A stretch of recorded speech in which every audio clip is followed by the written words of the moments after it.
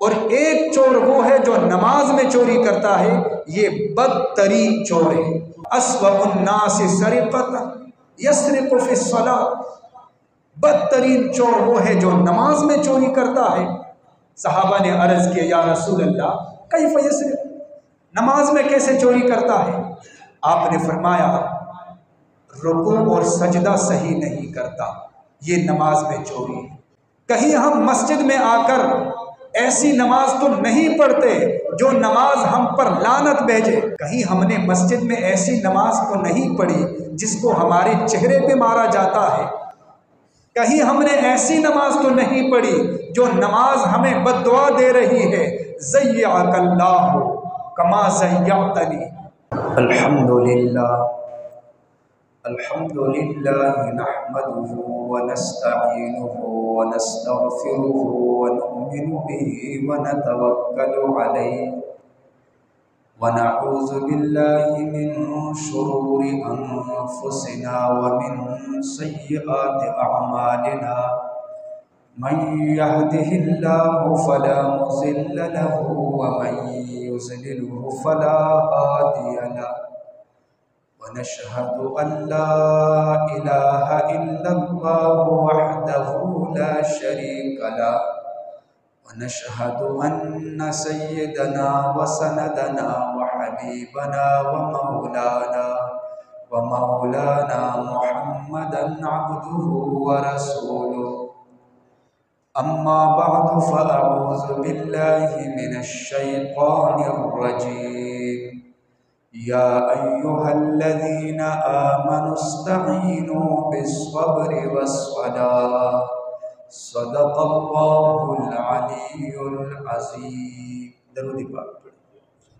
اللهم صل على محمد النبي الأمي۔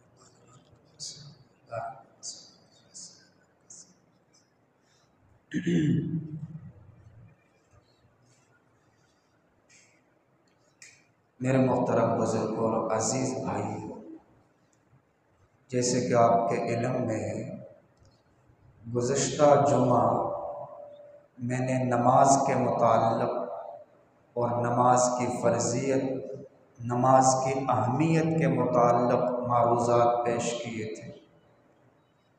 آج کے جمعے میں عام طور پر جو ہم نماز میں کوتاہی کرتے ہیں، ارادہ ہے انشاءاللہ اس کا ذکر کروں گا۔ اللہ تبارک و تعالیٰ سے دعا ہے کہ اللہ تبارک و تعالیٰ ہمیں عمل کرنے کی توفیق عطا فرمائے۔ تعجب کی بات یہ ہے کہ ہر انسان دنیا کے پیچھے لگا ہوا ہے۔ جو تاجر ہے وہ کوشش کر رہا ہے کہ اپنے شعبے میں ترقی کرے، جو ملازم ہے وہ بھی اس کوشش میں ہے کہ وہ مزید ترقی کرے۔ ہر بندہ جس راستے سے، جس سبب سے دنیا کما رہا ہے، اس کی فکر یہ ہے کہ مجھے مہارت حاصل ہو جائے اور مہارت حاصل کر کے میں اپنے اس کمائی کے راستے میں مزید ترقی کروں۔ اسی طرح ہر بندے کی یہ فکر ہے کہ میری اولاد کا کیا بنے گا، یہ فکر ہے، یہ کوشش ہے ان کو ملازمت مل جائے، وہ کچھ نہ کچھ سیکھ لے تاکہ اچھی خاصی وہ کمائی کر سکے۔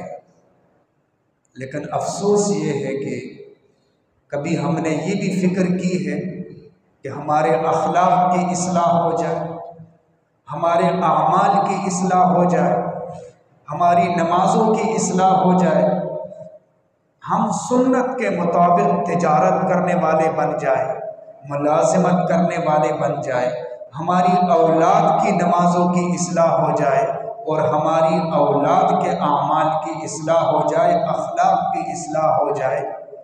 اگر یہ پوچھا جائے تو اس فکر سے ہم خالی ہیں۔ ہاں، جہاں تک دنیا کی بات ہے اس کے پیچھے ہم مجنون بنے ہوئے ہیں۔ جو بھی ہمیں خالی وقت ملتا ہے ہماری کوشش ہوتی ہے کہ اس میں بھی ہماری دوڑ قائم رہے اور کچھ نہ کچھ ہمارے ہاتھوں میں جمع ہوتا رہے۔ لیکن کبھی ہم نے یہ بھی سوچا کہ قرآن کی تلاوت پر ہم کوشش کریں، اپنے لہجے پہ کوشش کریں اور اس میں مہارت حاصل کریں تاکہ ہماری قبر بن جائے، ہماری حشر بن جائے، ہماری آخرت بن جائے۔ کبھی ہم نے یہ بھی سوچا ہے ہم اپنی نماز پر محنت کرنے والے بن جائیں، ہماری نماز میں ایسی طاقت پیدا ہو جائے، ایسے روح پیدا ہو جائے کہ جب ہم اللہ کے سامنے کھڑے ہوں اللہ اکبر اور جو بھی ہمارا مسئلہ ہو ہماری نماز کے ذریعے وہ مسئلہ حل ہو جائے، ایسی جاندار نمازیں ہماری بن جائیں۔ تو اس کی بھی ہمیں فکر کرنی چاہیے۔ نماز کی اصل میں ہمارے دلوں میں اہمیت نہیں ہے، ہمارے دلوں میں اگر نماز کی عظمت اور اہمیت ہوتی تو ہم خود بھی پابندی کرتے اور اپنی اولاد کی بھی فکر کرتے، لیکن ہمارے دلوں میں اہمیت نہیں ہے۔ حالانکہ نماز اتنی عظیم عبادت ہے، اللہ تعالیٰ نے جتنی عبادات اور احکامات کا حکم دیا، زمین پر اللہ کا حکم آیا، لیکن جب نماز کا نمبر آیا تو اللہ نے اپنے پیارے حبیب صلی اللہ علیہ وسلم کو عرش پر بلایا اور اللہ نے نماز فرض فرمائی، اور پھر اللہ نے 50 نمازیں فرض فرمائی، 45 نمازیں اللہ تعالیٰ نے معاف کر دی، 5 نمازیں باقی رہ گئی، اور اللہ تعالیٰ نے اعزاز اور احسان والا معاملہ فرمایا 5 نمازیں ہیں، لیکن اگر تم اہتمام کرو گے تو ثواب 50 نمازوں کا ملے گا۔ لیکن ہماری طرف سے اس میں بھی کبھی کوتاہی ہے۔ اصل بات یہ کہ ہمارے دلوں میں نماز کی اہمیت ہے نہیں، یہ اہمیت پیدا ہو جائے۔ اللہ تعالیٰ نے ہم جتنی یہ 5 نمازیں جو ہم پڑھتے ہیں نا، یہ مختلف انبیاء کی عبادات میں سے، نمازوں میں سے بعض اللہ کو بہت زیادہ پسند آئی تو اللہ تعالیٰ نے ان انبیاء کی نمازوں میں سے انتخاب کر کے یہ 5 نمازیں ہمیں عطا فرمائی ہیں۔ مثال کے طور پر فجر کی نماز سب سے پہلے حضرت آدم علیہ السلام نے پڑھی۔ جب حضرت آدم علیہ السلام کو زمین پر اتارا گیا جنت سے، تو جنت کے اندر رونق تھی، جنت کے اندر روشنی تھی، اجالا تھا، لیکن جب وہ زمین پر اترے رات کا وقت تھا، تاریکی تھی، نہ آسمان نظر آ رہا تھا نہ پہاڑ۔ حضرت آدم علیہ السلام گھبرا گئے، پریشان ہو گئے، لیکن صبح صادق کا وقت جب ہوا تو روشنی پھیل گئی۔ آدم علیہ السلام نے دیکھا آسمان ہے، پہاڑ ہے، آدم علیہ السلام نے دیکھا پرندوں کی آوازیں ہیں، تو حضرت آدم علیہ السلام کی وہ گھبراہٹ ختم ہو گئی۔ شکرانے کے طور پر آدم علیہ السلام نے 2 رکعت نماز پڑھی۔ 1 رکعت اس لیے کہ اللہ نے تاریکی کو دور فرمایا، اور دوسری رکعت اس لیے کہ اللہ تعالیٰ کی طرف سے روشنی پھیل گئی۔ حضرت آدم علیہ السلام کی یہ 2 رکعتیں اللہ کو اتنی پسند آ گئی کہ امت محمدیہ پر اللہ تعالیٰ نے یہ 2 رکعتیں فرض فرما دی۔ تو آدم علیہ السلام کی عبادات میں سے 2 رکعتوں کو منتخب کر کے امت محمدیہ پر اللہ نے فرض فرما دی۔ اب ظہر کی نماز ہم پڑھتے ہیں، سب سے پہلے ظہر کی نماز سیدنا ابراہیم خلیل اللہ علیہ السلام نے پڑھی۔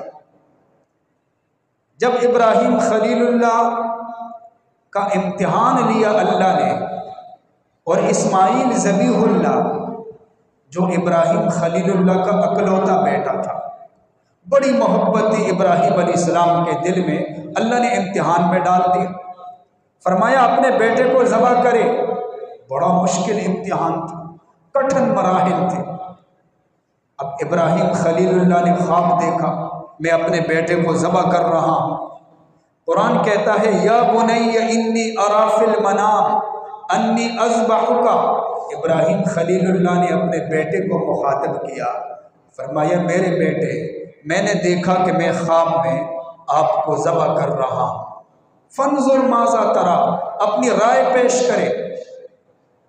تو فرمان بردار بیٹے نے کہا یا ابت افعل ما تؤمر، ابا جان اللہ کی طرف سے جو حکم ملا ہے آپ اس کو کر گزرے، آپ مجھے نہ دیکھیں، میں کوشش کروں گا کہ میں صبر کروں۔ ستجدنی انشاء اللہ من الصابرین۔ ابراہیم خلیل اللہ ذبح کے لیے تیار ہو گئے، پوری کوشش کی، پوری طاقت، پورے زور کے ساتھ کوشش کی کہ ذبح کرے، لیکن اللہ کی طرف سے جنت سے ایک دمبا آیا اور اللہ نے اعلان فرمایا قد صدقت الرؤیا، ابراہیم آپ نے اپنا خواب سچا کر کے دکھایا، انا کذالک نجزی المحسنین، یہ دمبا آیا، احسان کرنے والوں کو ہم ایسا ہی بدلہ دیتے ہیں۔ اب یہاں ابراہیم خلیل اللہ پر اللہ تعالیٰ کے کتنے احسانات جمع ہو گئے۔ سب سے پہلا احسان، ابراہیم خلیل اللہ کا اللہ نے امتحان لیا، امتحان میں کامیاب ہو گئے، اور اللہ نے صابر اور شاکر بیٹا عطا فرمایا۔ بیٹے نے امتحان میں اپنے باپ کی مدد کی، یہ دوسرا احسان ہو گیا۔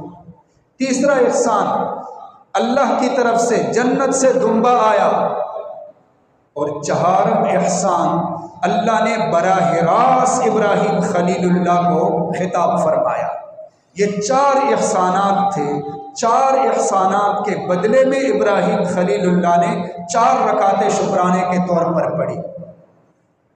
اللہ تعالیٰ کو ابراہیم خلیل اللہ کے یہ عبادت اتنی پسند آئی کہ امت محمدیہ پر اللہ تعالیٰ نے وہ ظہر کی 4 رکعتیں فرض فرمائی۔ تو ابراہیم خلیل اللہ کی نمازوں میں سے اللہ تعالیٰ نے اس نماز کا انتخاب فرمایا ہمارے لیے۔ عصر کی نماز سب سے پہلے حضرت یونس علیہ السلام نے پڑھی تھی۔ حضرت یونس علیہ السلام مچھلی کے پیٹ میں تھے، 4 پریشانیاں تھیں، رات کا وقت تھا، رات کی تاریکی تھی، پانی کی تاریکی تھی، اور اسی طرح مچھلی کے پیٹ کی تاریکی تھی، آسمان پر بادل تھے ان کی تاریکی تھی۔ یہ 4 قسم کی تاریکیاں جمع تھیں۔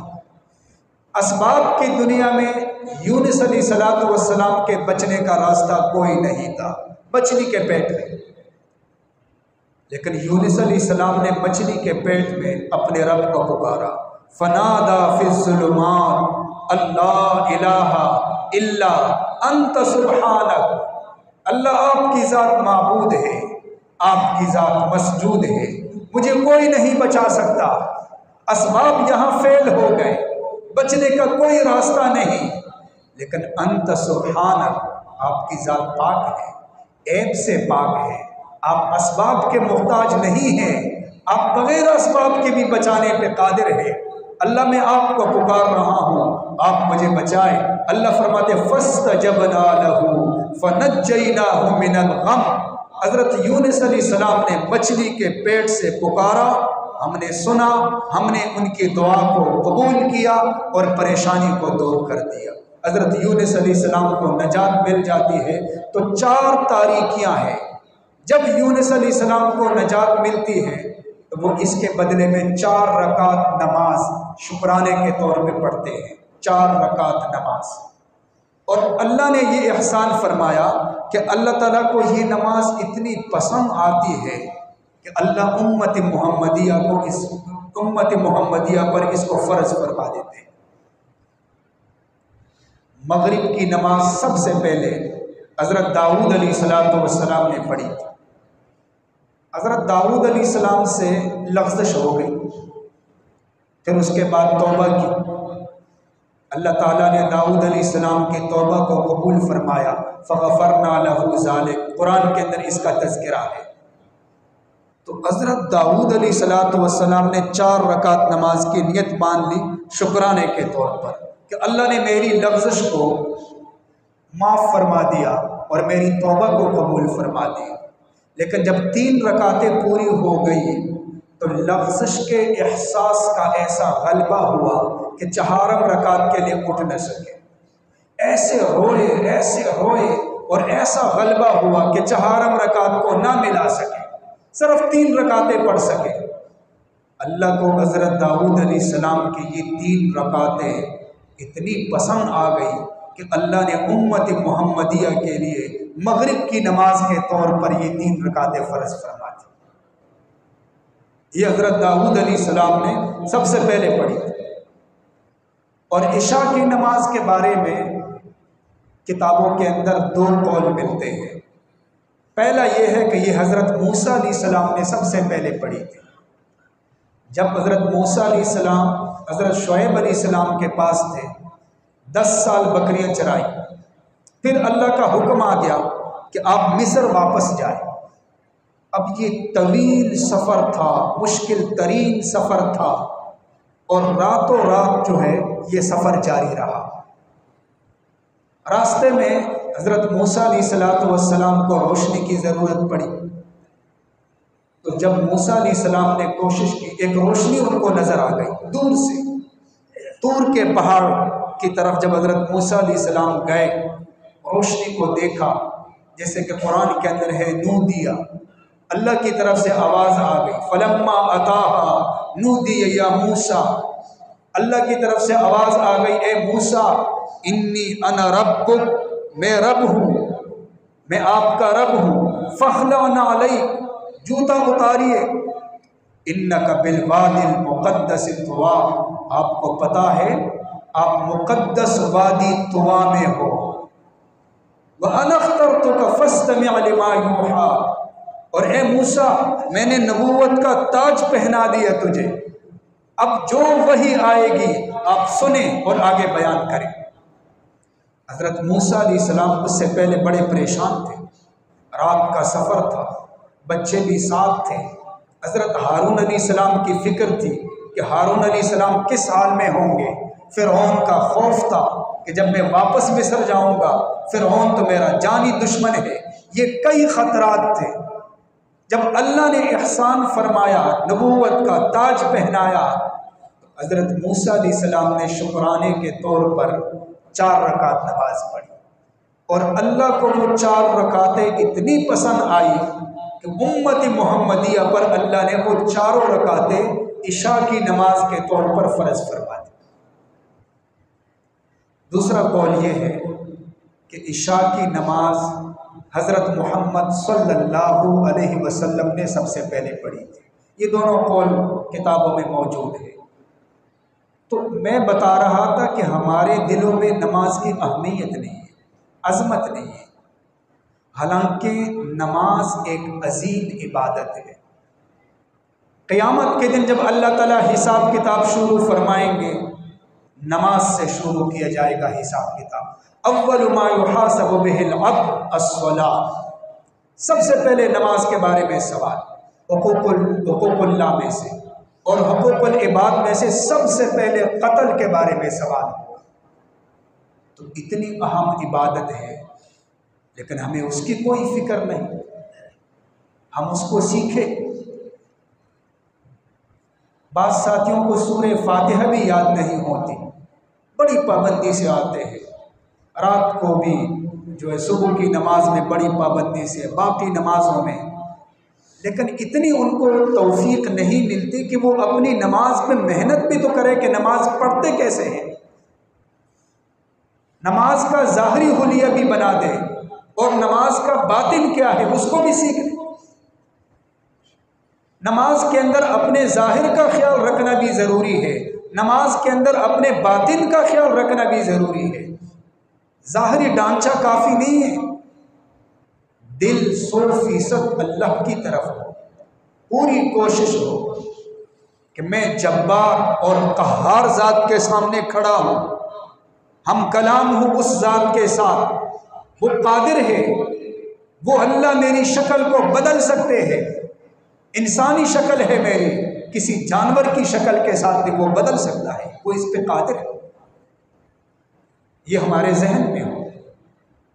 اگر ہم نماز پہ محنت نہیں کریں گے تو چاہے ہم کتنی پابندی سے نماز پڑھے، ہماری نماز کا کوئی فائدہ نہیں ہوگا۔ جیسے کہ وہی حدیث ہے، ان الرجل لیصلی 60 سنۃ، ایک آدمی 60 سال تک نماز پڑھتا ہے۔ اللہ کے پیغمبر نے فرمایا وما لہ من صلاۃ، پیچھے اس کے نامہ اعمال میں ایک نماز بھی نہیں ہوتی۔ کبھی سجدے میں کمی کر جاتا ہے، کبھی رکوع میں کمی کر جاتا ہے، کبھی قرات میں غلطی کر جاتا ہے، کبھی کسی اور رکن میں غلطی کر جاتا ہے۔ جب ہم سیکھیں گے نہیں تو ہمیں پتہ کیسے چلے گا؟ جب کاروبار کے اندر اونچ نیچ ہوتی ہے نا، تو ہم سب بیٹھ کے اس پہ فکر کرتے ہیں خرابی کہاں سے آ رہی ہے، خرابی کہاں سے آ رہی ہے۔ پہلے اتنی بچت ہوتی تھی، اب کم ہو گئی، کوئی چوری تو نہیں کر رہا، اس کی ہم تحقیق کرتے ہیں، معلومات کرتے ہیں، جو بھی کمی آتی ہے اس کو دور کرتے ہیں، بہتری کی تلاش میں ہوتے ہیں۔ ہم اپنی نمازوں کو بھی تو بنائیں نا۔ ہماری نماز ہمیں گناہوں سے نہیں روکتی، ہماری نماز کے اندر بھی ایسی روح ہونی چاہیے، ایسی جان ہونی چاہیے جو حقیقی نماز۔ عام طور پر ہماری نماز جو خراب ہوتی ہے، 4 باتیں ایسی ہیں جس میں ہم غلطی کر جاتے ہیں: رکوع، سجدہ، قومہ، جلسہ۔ رکوع سجدے کا تو سب کو پتہ ہے، رکوع کے بعد سیدھے کھڑے ہونا اس کو قومہ کہتے ہیں، اور سجدے کے بعد بیٹھ جانا اور پھر سجدہ کرنا اس کو جلسہ کہتے ہیں۔ رکوع کے بعد سیدھا کھڑا ہونا یہ واجب ہے، سجدے کے بعد سیدھا ہو کر اطمینان سے بیٹھنا یہ واجب ہے، اور خود رکوع اور سجدہ یہ فرض ہے۔ اب ہمارے ذہن میں یہ ہونا چاہیے، عام طور پر ہم نے دیکھا نماز کے اندر بڑی جلدی ہوتی ہے، ہمیں رکوع سجدے کی صحیح طرح توفیق ہمیں نہیں ملتی۔ اگر رکوع صحیح نہیں کریں گے، سجدہ ہمارا صحیح نہیں ہوگا، ہماری نماز نہیں ہوگی۔ جب نماز نہیں ہوگی تو وضو کرنا، مسجد میں آنا جانا، اس کا کیا فائدہ؟ جب ہم رکوع کریں تو ہمیں حکم ہے کہ جب ہم جھک جائے تو کمر ہماری بالکل سیدھی ہو، اطمینان کے ساتھ، سکون کے ساتھ۔ یہ نہیں کہ سر ایسے نیچے کیا اور اس کے بعد فوراً سجدے میں چلے گئے، یہ کوئی نماز نہیں ہے۔ اللہ کو آپ دھوکہ نہیں دے سکتے۔ صحیح طریقے سے اطمینان سکون سے رکوع کیا، پھر اوپر قومے میں چلے گئے، سیدھے کھڑے ہو گئے ایسے سکون کے ساتھ، اس کے بعد سجدے میں چلے گئے، سکون کے ساتھ پیشانی کو زمین پہ رکھا، سجدہ کیا، اس کے بعد سر اٹھایا اور جلسے میں درمیان میں سکون کے ساتھ ایسے بیٹھ گئے، دوبارہ سجدے میں چلے گئے، یہ نماز ہے۔ اس میں اگر ہم جلد بازی کریں گے تو وہ نماز نہیں ہے۔ کبھی رکوع میں کمی آئے گی، کبھی سجدے میں کمی آئے گی، کبھی قومے میں کمی آئے گی، کبھی جلسے میں کمی آئے گی، وہ نماز نہیں ہے۔ نبی صلی اللہ علیہ وسلم مسجد میں تشریف فرما تھے، ایک صحابی آئے، جلدی جلدی نماز پڑھی، واپس جانے لگے۔ آپ نے فرمایا ادھر آؤ، بٹھایا، فرمایا ارجع فصلی فإنک لم تصلی، واپس جا نماز پڑھ لے، آپ کی نماز نہیں ہوئی۔ دوبارہ گئے، اس نے دوبارہ نماز پڑھی، پھر جانے لگے، آپ نے پھر فرمایا ارجع فصلی فإنک لم تصلی، آپ کی نماز نہیں ہوئی۔ تیسری دفعہ اس نے نماز پڑھی، اس نے سوال کیا یا رسول اللہ میری غلطی کیا ہے؟ آپ نے فرمایا رکوع سجدہ آپ نے صحیح نہیں کیا، تعدیل ارکان کی کمی، رکوع سجدہ آپ کا ٹھیک نہیں ہے۔ رکوع سجدہ اگر ٹھیک نہ ہو تو نماز نہیں ہوتی۔ اس کے بعد آپ نے اس کو سمجھایا، بتایا کہ نماز کیا ہوتی ہے، پوری تفصیل اس کو سمجھاتی۔ بلکہ جو بندہ نماز پڑھتا ہے رکوع اور سجدے میں جلد بازی کرتا ہے، حدیث میں اس کو بدترین چور کہا گیا۔ ایک چور وہ ہے نا جو چوری کرتا ہے، یہ چور ہے عام، اور ایک چور وہ ہے جو نماز میں چوری کرتا ہے، یہ بدترین چور ہے۔ نبی صلی اللہ علیہ وسلم نے صحابہ کے مجمع میں فرمایا اسوأ الناس سرقۃ یسرق فی الصلاۃ، بدترین چور وہ ہے جو نماز میں چوری کرتا ہے۔ صحابہ نے عرض کیا یا رسول اللہ کیف یسرق، نماز میں کیسے چوری کرتا ہے؟ آپ نے فرمایا رکوع اور سجدہ صحیح نہیں کرتا، یہ نماز میں چوری ہے۔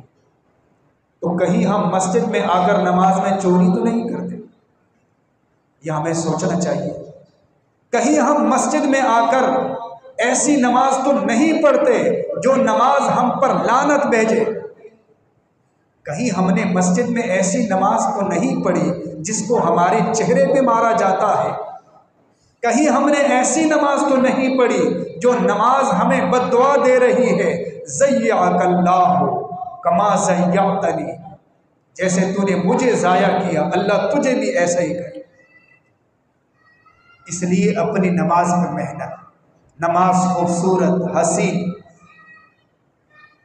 نماز کے دوران ظاہر بھی، داڑھی کے ساتھ نہیں کھیلنا، کپڑوں کے ساتھ نہیں کھیلنا، دائیں بائیں پنکھوں کو نہیں دیکھنا، لائٹوں کو نہیں دیکھنا، یہ نہیں دیکھنا کہ میرے دائیں طرف بائیں طرف کون ہے کیا ہے، نہیں، ظاہری حلیہ بھی اور باطن بھی، دل اللہ کی طرف میں جبار قہار ذات کے سامنے کھڑا ہوں، وہ اللہ سب کچھ پر قادر ہے، اس نے مجھے انسان بنایا، وہ اس پر بھی قادر ہے کہ میری شکل کو بدل دے۔ حضرت حسن رضی اللہ کے بارے میں آتا ہے کہ جب وضو فرماتے تھے نماز کے لیے تو چہرے کا رنگ بدل جاتا تھا۔ کسی نے پوچھا کہ حضرت کیا ہوا؟ فرمایا کرتے تھے کہ میں نماز کے لیے وضو کرتا ہوں اور پتہ ہے کہ نماز کس چیز کا نام ہے، نماز اس کا نام ہے کہ میں اس ذات کے حضور میں حاضری دے رہا ہوں جو جبار ہے، جو قہار ہے، جو مالک الملک ہے، اس اللہ کی حضوری میں حاضر ہو رہا ہوں۔ حضرت علی رضی اللہ جب نماز کے لیے نیت باندھتے تھے چہرے کا رنگ بدل جاتا تھا، اور جب اللہ اکبر کہتے تھے جسم یہاں ہوتا تھا، باقی پوری توجہ یہاں نہیں ہوتی تھی اللہ کی طرف۔ ایک موقع پر حضرت علی رضی اللہ کے جسم کو تیر لگا، وہ اندر گھس گیا، تیر نکالنے والوں نے بڑی کوشش کی، نہیں نکال سکے، بڑی تکلیف ہو رہی تھی۔ کسی نے رائے دے دی کہ حضرت علی رضی اللہ جب نماز پڑھتے ہیں نفل نماز تو یہ اس میں مستغرق ہوتے ہیں، نماز کی حالت میں نکال دیں گے۔ حضرت علی رضی اللہ جب نماز پڑھنے لگے سجدے میں چلے گئے تو تیر نکالنے والوں نے ایک دم تیر کو ایسے کھینچا، نکالا۔ حضرت علی رضی اللہ نے ایسے سلام پھیرا، دیکھا لوگ بیٹھے ہوئے، یہ کیوں بیٹھے ہوئے ہو؟ تیر نکالنے کے لیے آئے ہیں، نکالو نا، پھر اپنا کام شروع کرو۔ کہنے لگے وہ تو ہم نے نکال دی، دیکھا تو تیر نہیں ہے۔ فرمایا مجھے تو پتہ ہی نہیں چلا۔ صحابہ کی یہ والی نماز ہوتی تھی۔ ایک موقع پر سفر میں نبی صلی اللہ علیہ وسلم نے 2 صحابہ کی ڈیوٹی لگائی کہ باقی ہم سب سو جائیں گے، آپ نے ڈیوٹی دینی ہے، پہرا دینا ہے، کہیں دشمن حملہ نہ کرے۔ 2 صحابہ نے آپس میں مشورہ کیا کہ رات کا آدھا حصہ آپ ڈیوٹی کرو گے، پہرا دو گے، اور آدھا حصہ میں۔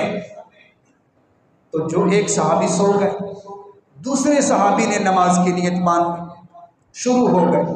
ایک سورت اس نے شروع کی، دشمن جب دور سے آیا اس نے دیکھا کہ یہ صحابی نماز پڑھ رہے ہیں، اس نے ایک تیر پھینکا جو صحابی کے جسم پہ پیوست ہوا۔ صحابی نے نماز کے دوران تیر کو نکالا، پھینک دیا، وہاں سے ایسا خون نکلنے لگا جیسے چشمے سے پانی نکل رہا۔ اس نے دوسرا تیر پھینکا، یہ نماز میں یہ تلاوت کر رہے۔ اس نے تیسرا تیر پھینکا، جب خون بہت زیادہ بہنے لگا تو صحابی نے جلدی جلدی نماز پوری کی، سلام پھیرا، اپنے ساتھی کو اٹھایا۔ اس نے جب دیکھا کہ خون ہی خون ہے، کہنے لگا سبحان اللہ، پہلے کیوں نہیں اٹھایا آپ نے مجھے؟ تو اس صحابی نے بتایا کہ میں نے ایک سورت شروع کی تھی، میری چاہت تھی کہ یہ سورت میں پوری کروں، چاہے میں شہید ہو جاؤں تو شہید ہو جاؤں، جان چلی جائے تو جان چلی جائے، لیکن صورت میں پوری کروں۔ لیکن پھر مجھے خدشہ ہوا کہ اللہ کے نبی نے میری ذمہ داری لگائی ہے تاکہ میں یہاں پہرا دوں، ایسا نہ ہو کہ میں بے ہوش ہو جاؤں اور دشمن صحابہ پہ حملہ کر دے۔ اس خدشے کی وجہ سے میں نے سلام پھیر دیا، ورنہ میری جان چلی جاتی، لیکن میں سورت پورا کرنے سے پہلے کبھی بھی سلام نہ پھیرتا۔ یہ طاقت والی نمازیں ہوتی ہیں۔ ایک ہماری 2 رکعت کی نماز ہوتی ہے، آ کر جلدی جلدی سر پاؤں نیچے کر کے نا جلدی جلدی پھر اللہ کو کہتے ہیں میری یہ مجبوری ہے، یہ مجبوری ہے، یہ مجبوری ہے، اس کو ایسا کر دیں، اس کو ایسا کر دیں۔ 4-5 دن تک ایسا کرتے ہیں، دعا قبول ہوتی نہیں ہے، پھر شکوہ کرتے ہیں میں نے اتنی نمازیں پڑھی، میں نے اتنی عبادت کی، میری دعا قبول ہوتی نہیں۔ بعض دفعہ میرے پاس آ جاتے ہیں، کہتے ہیں اتنے عرصے سے دعا کر رہا ہوں قبول ہو ہی نہیں رہی۔ بھائی دعا کے بھی تو اپنے آداب ہے نا، نماز کا بھی اپنا طریقہ ہے۔ اگر آپ دعا کر رہے ہو ساتھ باتیں بھی کر رہے ہو، اگر آپ دعا مانگ رہے ہو ساتھ آپ اوپر پنکھوں کو بھی دیکھ رہے ہو، بجلی چلی گئی، بجلی آ گئی، وہ پنکھا، یہ پنکھا، فلاں، تو یہ تو آپ ساتھ یہ بھی ملا رہے ہو۔ دعا کے اپنے آداب ہے، آپ دعا کو سیکھ کر مانگے اللہ سے۔ دعا پڑھنے کا نام نہیں ہے، دعا مانگنے کا نام ہے۔ ہم یاد کرتے ہیں، اس کو پڑھتے ہیں سورہ فاتحہ کی طرح، پڑھنا نہیں ہوتا، دعا کو مانگنا ہوتا ہے اللہ سے عاجزی اور انکساری کے ساتھ۔ اور اگر اللہ تعالیٰ کسی کی دعا کو قبول نہ کرے تو بندہ شکوہ نہیں کر سکتا۔ شکوہ کرنے والا جو ہوتا ہے یہ اس کی پکڑ ہو، اللہ کے ہاں شکوہ نہیں۔ بعض دفعہ انسان پر ایک مصیبت آ رہی ہوتی ہے، انسان کے علم میں نہیں ہوتا اور انسان دعائیں مانگ رہا ہوتا ہے، اللہ تعالیٰ یہ انسان جو کچھ مانگتا ہے وہ اللہ نہیں دیتا، لیکن ان دعاؤں کے بدلے میں اللہ اس مصیبت کو ٹال دیتے ہیں۔ تو اللہ خالق ہے، اللہ کی ذات علیم ہے، اللہ کی ذات خبیر ہے، اللہ کی ذات قادر مطلق ہے، سب کچھ اللہ کو پتہ ہے۔ تو پھر اللہ تعالیٰ انسان کے لیے جو بہتر ہوتا ہے اللہ وہی فیصلہ فرما دیتے ہیں۔ انسان کو حکم یہ ہے کہ ہر حال پر راضی رہے، مشکل ہے تو صبر کرے، خوشی ہے تو اللہ کا شکر ادا کرے۔ صبر کرنے والا بھی جنتی، شکر ادا کرنے والا بھی جنتی۔